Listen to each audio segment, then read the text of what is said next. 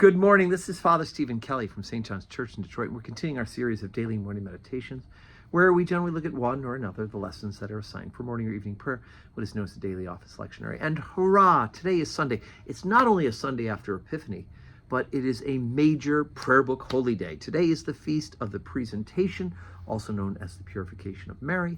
It always falls on February 2nd, because February 2nd is the 40th day after Christmas. After the birth of Jesus, the 40th day, male childs are offered as an offering to God in the synagogue or in the temple, and so Jesus, being a male in the original covenant, keeps that and is presented in the temple. Now at Mass, we'll hear the reading from Simeon about the prophet Simeon and Anna, who prophesied that in fact this is the Messiah, and the great prayer from Simeon: Lord, now lettest thou thy servant depart in peace, according to thy word, which we do at evening prayer or at Compline if you pray the extra office at home. Comes from today's gospel lesson at communion. But let's take a look at the morning prayer lesson from the book of Samuel. 1 Samuel 1, beginning at verse 21. And the man Elkanah and all his house went up to offer unto the Lord the yearly sacrifice and his vow. But Hannah went not up, for she said to her husband, I will not go up until the child be weaned, and then I will bring him, that he may appear before the Lord, and there abide forever. And Elkanah and her husband said unto her, Do what seemeth good, tarry until I have weaned him. Only the Lord establish his word. So the woman abode and gave her son suck until she weaned him. And when she had weaned him, she took him up with her, and 3 bullocks, and 1 ephah of flour, and a bottle of wine, and brought him unto the house of the Lord in Shiloh, and the child was young. And they slew a bullock, and they brought the child to Eli.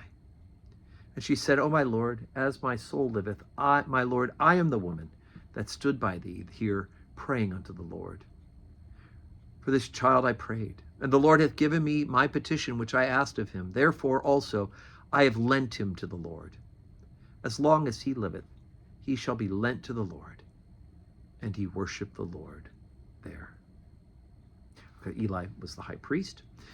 Earlier in the story, in the first 20 verses of the book of Samuel, the husband and wife, Hannah and Elkanah, go to the temple. She's praying outside, asking for a child because she's been unable to have a child. The priest thinks she's drunk because her lips are moving, nothing's coming out.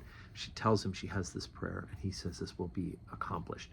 So she decides that if God is going to give her a child at the intercession of both her prayer and the prayer of the high priest, then in fact she's going to offer him back to the Lord for service in the temple. And that child, of course, is Samuel, the great prophet. Right. So anyway, the idea, of course, offering people. Now, we don't expect us to offer all of our children to the church, to the service of the church, in the sense of they show up as recently weaned children and live in the temple forever.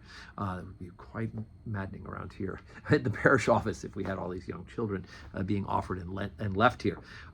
But we offer them in the sense that we bring them for baptism.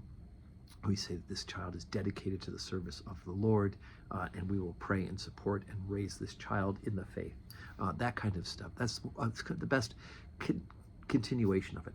The other side of this, by the way, and I'll talk about it during the sermon, is that it is Mary's re-entry back into society, because after 40 days of giving birth, there's a time where she is not allowed to be in public worship because of the issue of blood that comes with childbirth. An issue of blood makes the person unclean according to the original covenant. We don't keep that anymore, of course, the statutes and ordinances. And so this becomes Mary's first chance to be in public with Jesus in this presentation. And there are prayers for her purification as well, that she's re-entered into public life. And so she's had a good 40 days to bond with the child, to wean with the child Jesus, and to be ready and prepared. So that's a part of what's going on today for the 40th day. So regular schedule at St. John's: 7:30 morning prayer, 8 o'clock Holy Communion, 10 o'clock Holy Communion, 5:30 evening prayer with an opportunity to receive communion. Pick a service or two, right? You could do 7 and 8 together. You could do 10 and come back for 5:30. You could do 8 and come back for 5:30, because they're different services. But either way, join us for worship and receive Jesus in the sacrament. And may you have a Sunday that is full of blessings.